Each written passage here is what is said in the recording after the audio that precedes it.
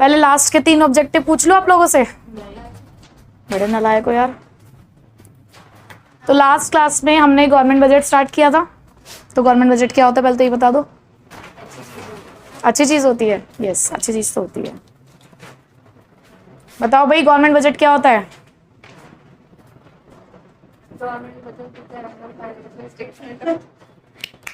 जोरदार तालियां इस लड़की के लिए कि इसे पढ़ना लिखना आता है, ये पढ़ के सुना सकते हैं। कुछ तो पढ़ के भी नहीं सुना पाते हैं। कम से कम हमारा देश इतना तो लिटरेट है कि वो पढ़ लेता है, लिख भी सकता है, गुड, समझ भी सकता है, लेकिन बता नहीं सकता कुछ। बताइए क्या होता है गवर्नमेंट बजट? नहीं, मैं आपके शब्दों में सुनना चाहती हूँ, तुम्हें बता दो।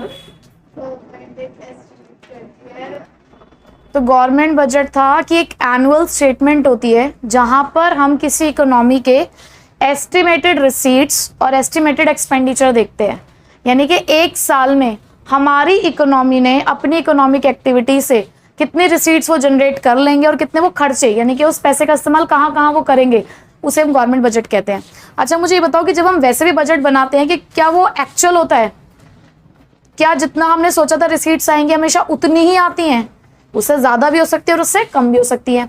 ऐसे जो हम एक खर्चों का एस्टिमेट बनाते हैं वो ज़्यादा भी हो सकता है और कम भी हो सकता है। तो ये सिर्फ एक फॉरकास्टिंग है, सिर्फ एक एस्टिमेशन है, एक्चुअल नहीं है ये, ठीक। फिर उसके बाद हमने पढ़ा इसके ऑब्जेक्टिव्स के बारे में, जिसमें हमारा पहला ऑब्जेक्टिव कौन सा था?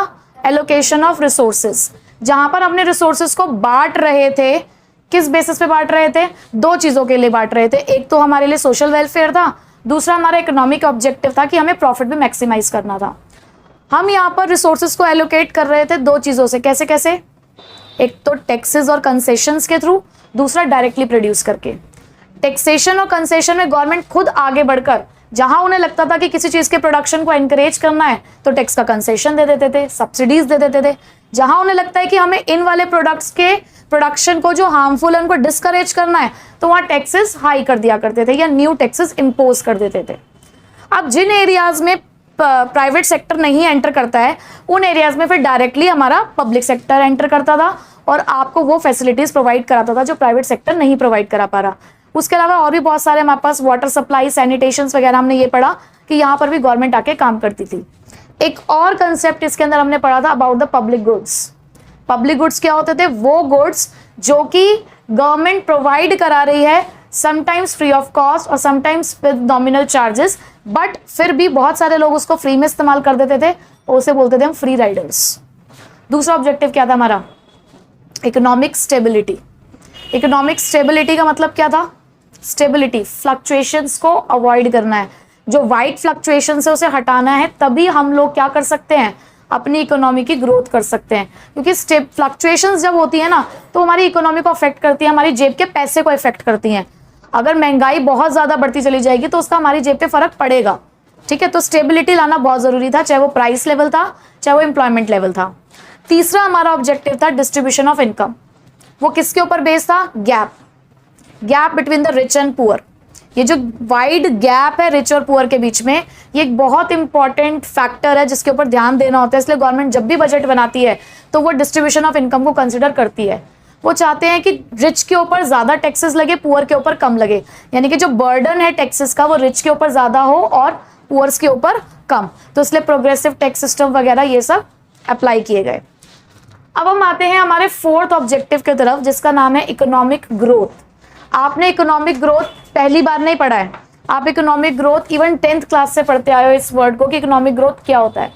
जब भी हम ग्रोथ की बात करते हैं ना, ग्रोथ कभी भी वन टाइम नहीं होती या ब्रेक करके नहीं होती है, ग्रोथ होती है हमेशा कंटिन्यूस। और जब हम किसी इकोनॉमी की ग्रोथ की बात करते हैं तो वहां पर हम एक फैक्टर देखते हैं जिसे बोलते हैं रियल जीडीपी। रियल जीडीपी क्या होता है? जहां पर किसी भी कंट्री के अंदर प्रोड्यूस होने वाले फाइनल गुड्स एंड सर्विसेज की वैल्यू। लेकिन ये जो रियल वर्ड है ये किसको इंडिकेट करता है? कि हमने प्राइस को क्या कर दिया है? Fix, constant. हम सिर्फ एक बेस ईयर की प्राइस को लेकर चलते हैं, आउटपुट के बेसिस पर हम जीडीपी को कैलकुलेट करते हैं। तो अगर लगातार हमारी कंट्री के जीडीपी सस्टेनेबल इंक्रीज का मतलब क्या? कंटिन्यूएशन में। अगर कंटिन्यूएशन में किसी कंट्री की जीडीपी इंक्रीज हो रही है तो उसे हम इकोनॉमिक ग्रोथ कहते हैं। यानी कि आप सिंपल लैंग्वेज में कह सकते हो किसी भी कंट्री की इनकम, किसी देश की इनकम, डोमेस्टिक इकोनॉमी की इनकम को आप जीडीपी कह सकते हो। अगर किसी घर की इनकम बढ़ेगी तो वहां पे रहने वाले लोगों के स्टैंडर्ड बढ़ेगा या नहीं बढ़ेगा? अगर आज मेरे घर की इनकम 10,000 है तो मेरा स्टैंडर्ड ऑफ लिविंग 10,000 की तरह होगा। कल को अगर बढ़ के यही इनकम 1.5 लाख रुपए हो गई तो मेरा स्टैंडर्ड ऑफ लिविंग भी 1.5 लाख के हिसाब से हो जाएगा, क्योंकि पहले जो चीजें मैं अफोर्ड नहीं कर पा रही थी अब मैं अफोर्ड कर पाऊंगी। इसी तरीके से इकोनॉमी के अंदर भी होता है। अगर हमारी इकोनॉमी की इनकम बढ़ेगी, हमारे देश की इनकम बढ़ेगी, तो क्या वहां पे रहने वाले लोगों की इनकम नहीं बढ़ेगी? क्या वहां पे रहने वाले लोगों का स्टैंडर्ड ऑफ लिविंग नहीं बढ़ेगा? हम बात करते हैं under developed countries, developed countries, comparison कर लो दोनों के स्टैंडर्ड ऑफ लिविंग में। कैसे कंपैरिजन कर पा रहे हो? देख पा रहे हो ना भाई, नेसेसिटीज और कंफर्ट्स, ये दो चीजें अगर मैं बात करूं, जैसे कि एक अंडर डेवलप्ड कंट्रीज के लिए फ्रिज रखना अपने घर में, एसी लगवाना, ये सब उनके लिए कंफर्ट या लग्जरीज हो सकते हैं, लेकिन एक डेवलप्ड कंट्रीज के लिए यही सब चीजें क्या हैं? उनकी नेसेसिटीज हैं। ठीक है, तो एक बहुत बड़ा बेसिक डिफरेंस हो जाता है इनकम की वजह से। तो वो यही कह रहे हैं कि इकोनॉमिक ग्रोथ किस चीज पर एम करता है? अगर इकोनॉमिक ग्रोथ होता है तो वो आपके स्टैंडर्ड ऑफ लिविंग और वेलफेयर को इंप्रूव करेगा। जैसे जैसे इकोनॉमी का ग्रोथ होगा वैसे वैसे स्टैंडर्ड ऑफ लिविंग बढ़ेगा। तो गवर्नमेंट किस तरीके से इकोनॉमिक ग्रोथ को अचीव करने की कोशिश करती है? फ्रॉम द वेरियस प्रोविजन, बहुत सारी चीजों को वो करने की कोशिश करेगी। वो कहेगी कि बहुत ज्यादा सेविंग्स अगर आप करोगे, मतलब अगर आप अपना overall rate of saving increase करो, आप इन्वेस्टमेंट इंक्रीज करो, ताकि आप इकोनॉमिक ग्रोथ को अचीव कर पाओ। अगर आपके पास पैसा ही नहीं होगा तो आप ग्रोथ कैसे करोगे? देखो, पैसे से ही पैसे को कमाया जा सकता है, तो इन्वेस्टमेंट की जरूरत है हमें, थोड़ा बहुत पैसा बचाने की जरूरत है। अननेसेसरी एक्सपेंडिचर नहीं करना हमें, उसे सेव करके कहीं और इन्वेस्ट करना है, प्रोडक्टिव एक्टिविटीज में इन्वेस्ट करना है। ठीक है, दूसरी बात, इसके लिए गवर्नमेंट क्या करती है? टैक्स रिबेट्स देती है और अदर इंसेंटिव्स भी प्रोवाइड कराती है। टैक्स रिबेट मतलब टैक्स में कंसेशन, ताकि आप वहां से पैसे बचा सकें और उसको कहीं ना कहीं इन्वेस्ट कर सकें। स्पेंडिंग ऑन इंफ्रास्ट्रक्चर, इंफ्रास्ट्रक्चर क्या होता है? इंफ्रास्ट्रक्चर बहुत बार बता चुकी हूं।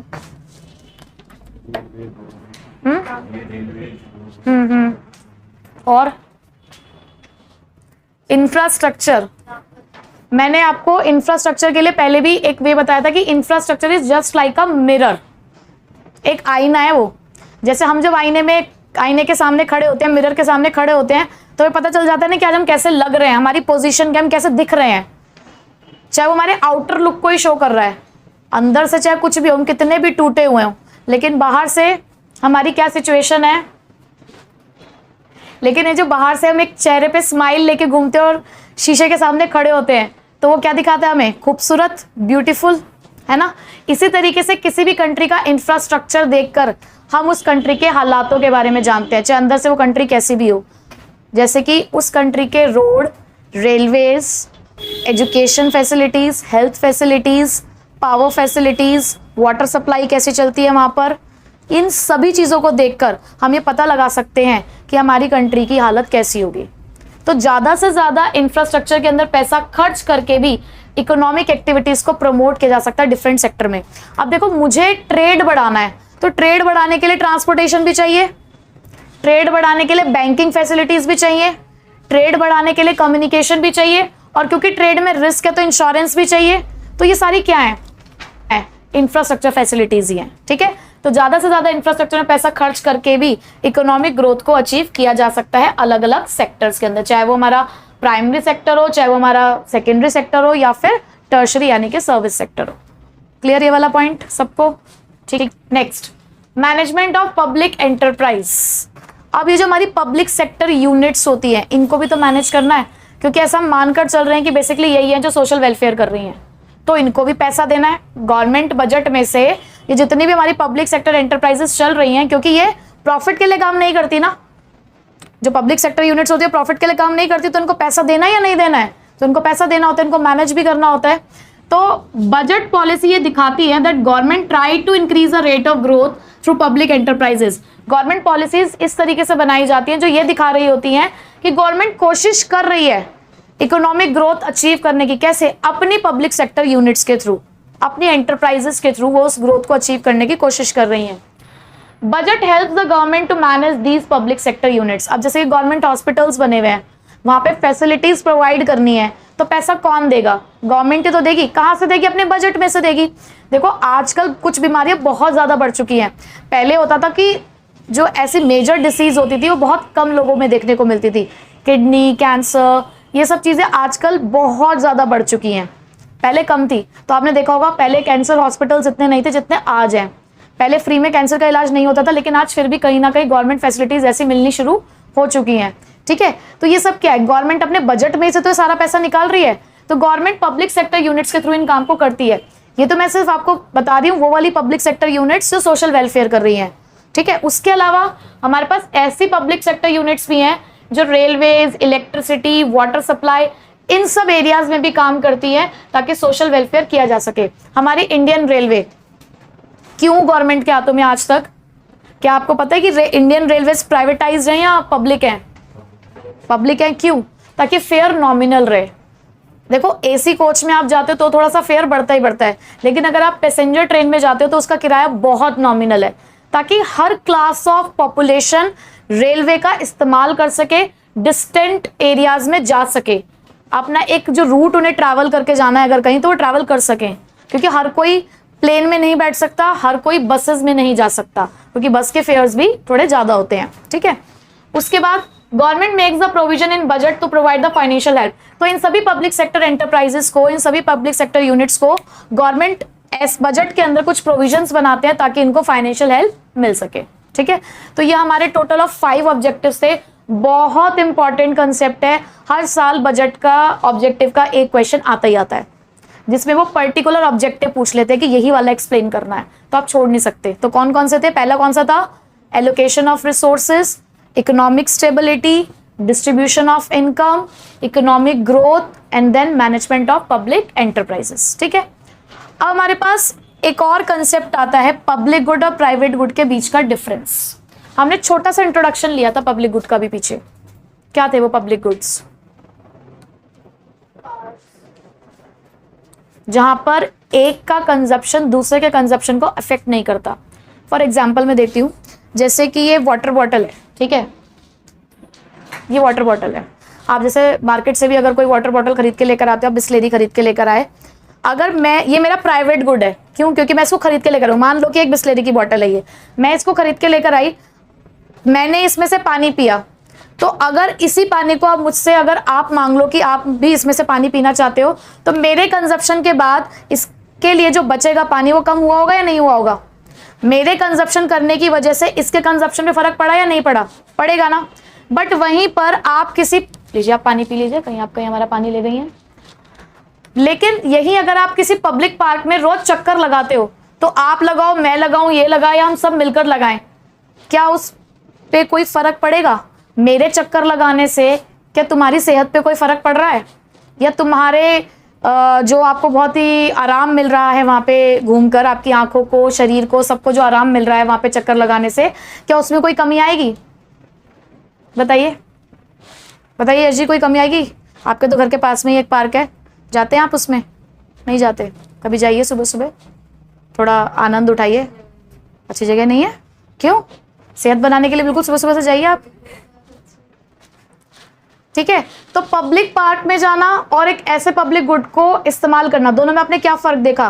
कि पब्लिक गुड तो ये कहता है कि हम ऐसे वाले गुड्स हैं कि एक के कंजप्शन का दूसरे के कंजप्शन में कोई फर्क नहीं पड़ता, लेकिन प्राइवेट गुड में अगर एक ने उस चीज को कंज्यूम किया तो दूसरे के अमाउंट पे फर्क पड़ेगा। तो देखो डेफिनेशन यही कहती है, those goods whose benefits will be available to all, not restricted to a one particular consumer। और पहली बात, आप सभी इसको इस्तेमाल कर सकते हो, सभी लोग। अब ये वाटर बॉटल है, इसका अमाउंट रिस्ट्रिक्टेड है ना, कितने लोग पी लेंगे इसमें? 2 या 3 लोग पानी पी लेंगे, उसके बाद ये खत्म हो जाएगा, तो रिस्ट्रिक्टेड है। लेकिन पब्लिक पार्क में कितने भी लोग घूम सकते हैं, ठीक है, आते जाते रहते हैं वहां लोग। So those goods whose benefit will be available to those who consume it. और देखो जो उसको कंज्यूम कर रहा है सिर्फ उसी को उसका बेनिफिट मिल रहा है, नॉट अवेलेबल टू ऑल, ये सबको अवेलेबल नहीं है।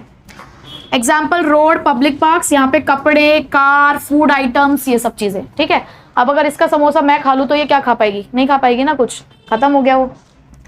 One person's consumption doesn't reduce the amount available for the others.